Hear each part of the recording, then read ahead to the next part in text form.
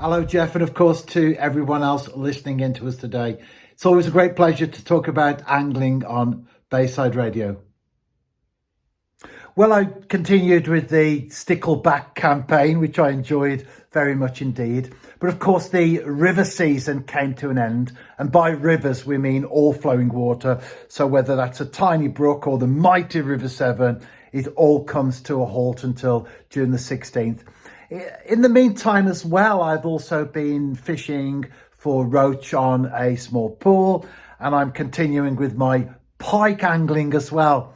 So although things change, we do have the seasons, and we have the legal close season, of course, which comes in for the rivers, as I've just mentioned. But the big picture is the angling show continues.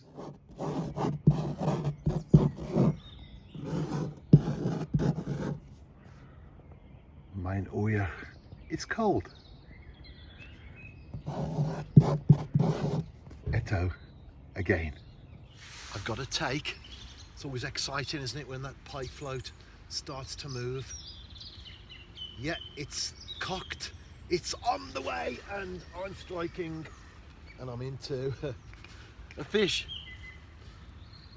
A jack, but at least I'm not a pike blanker today. Easily unhooked. I've made reference several times recently to the fact that I used just the one treble.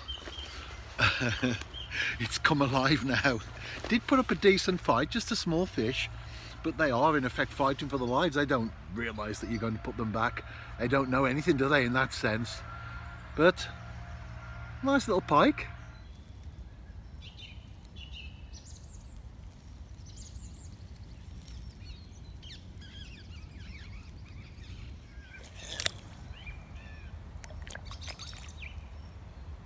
Goes back. My setup is very simple. There's the pike float. There is a bead above there, and then a power gum knot, so that the float sits on the water like so. Small lead, take it down. It's just a small pool that I'm on. I'm not fishing far from the bank. You can't, it's just a small pool. And then you've got the bead there, the swivel, the trace. I make my own traces. That's about 18 inches long. That's as minimum really that I would want to go for. That's slightly mashed, as you can see there, but it's a sardine tail and a size 4 treble hook. Very, very simple approach, but as I so often say, it works. I've cast out again, got 2 rods, sardine head on one and a tail on the other. Really happy to get that fish, because the start of the day potentially could have been a disaster. I arrived at the water's edge, parked the car, got all the gear out, went down to the water's edge, and then I couldn't find my phone. And I thought, it's got to be here somewhere. I know I've just been recording with it, etc. And I searched everywhere, as you do, in all your bags, under the seat, down the side of the seat, all the places where you think I could have put it, and it wasn't anywhere to be found. It was very early in the morning. I was up at, here at first light. Thought I won't see anybody around, and 2 men came walking down. I thought, brilliant. Could you ring this number, please? Because I mislaid my phone. They did. It was ringing, but it wasn't ringing for me. It was ringing for them on their phone. And then I thought, I think it's still on silent from overnight, because I use it as an alarm as well.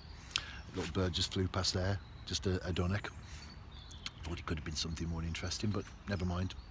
Anyway, I thought, I've got to get this phone. I can't just fish without it. So I decided to drive back and start to trace my steps.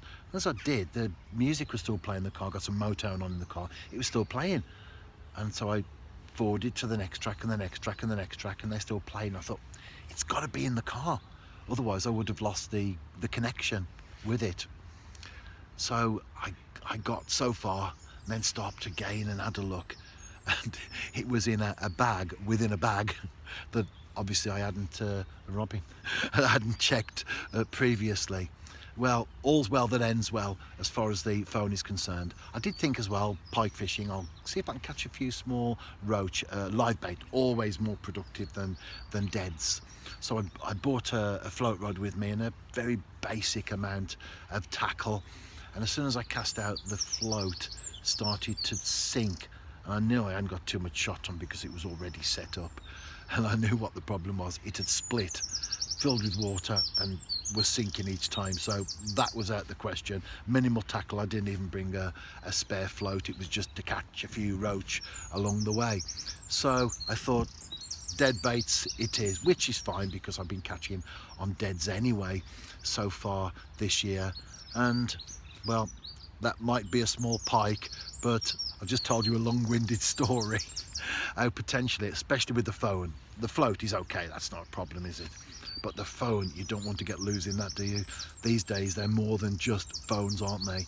They're data storage where we keep all sorts of information on there, maybe access to your bank account through your app, etc, etc.